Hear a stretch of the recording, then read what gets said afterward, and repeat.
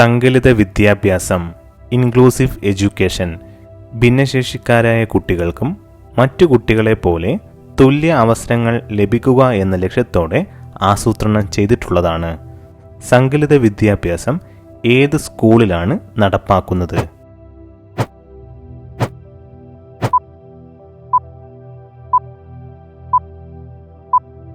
Answer option D, പൊതുവിദ്യാലയങ്ങൾ.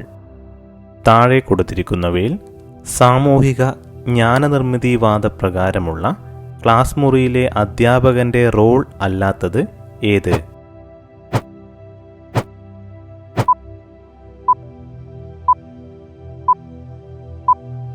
Answer option A, അറിവിൻ്റെ ദാതാവ്.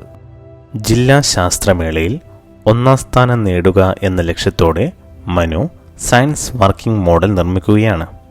മനുവിൻ്റെ ഈ സ്വഭാവം എന്തിനെ സൂചിപ്പിക്കുന്നു?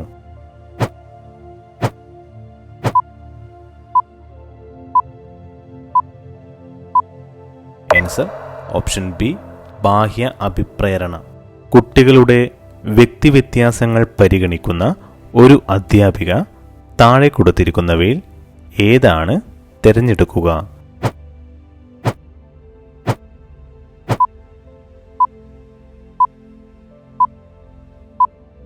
ആൻസർ ഓപ്ഷൻ സി, വൈവിധ്യമാർന്ന ബോധന രീതികൾ അവലംബിക്കുന്നു. പഠനവേളയിൽ ടീച്ചർ ഓരോ കുട്ടിയുടെയും നിലവാരത്തിനനുസരിച്ചുള്ള സഹായങ്ങൾ, മാർഗനിർദ്ദേശങ്ങൾ എന്നിവ നൽകുന്നതിനെ എങ്ങനെ വിശേഷിപ്പിക്കാം?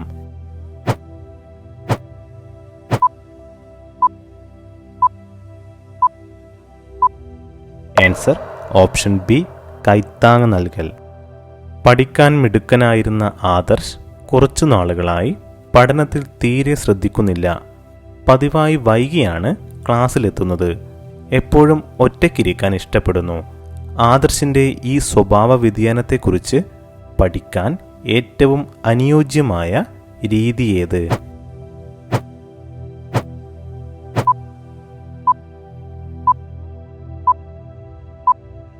Answer option C, case study.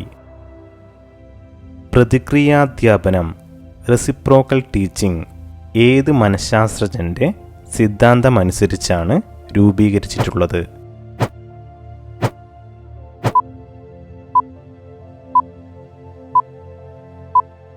Answer option A, Vygotsky.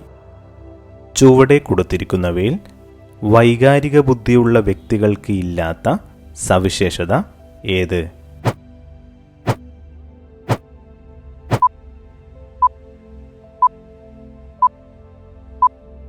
Answer option B, സ്വന്തം വികാരങ്ങൾക്കനുസരിച്ച് മാത്രം പ്രവർത്തിക്കുന്നു. ആശയ രൂപീകരണ പ്രക്രിയയുടെ ഏതു ഘട്ടത്തിലാണ് വസ്തുക്കളുടെ അഭാവത്തിൽ അവയെപ്പറ്റി ഓർക്കാനും ചിന്തിക്കാനും കഴിയുന്നത്?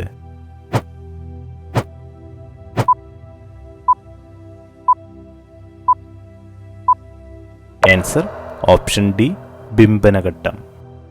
താഴെ കൊടുത്തിരിക്കുന്നവയിൽ കേരള സ്കൂൾ പാഠ്യപദ്ധതി സമീപനം ഏത്?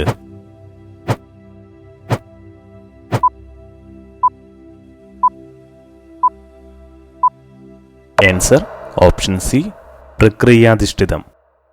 10 വയസ്സുള്ള ഒരു കുട്ടിയുടെ IQ 98 ആയാൽ മാനസിക വയസ്സ് എത്ര?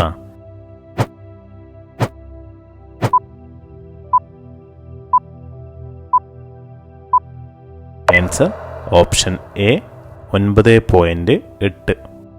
താഴെ കൊടുത്തിരിക്കുന്നവയിൽ നേതൃത്വ പരിശീലനത്തിന് പ്രയോജനപ്പെടുന്നത് ഏത്?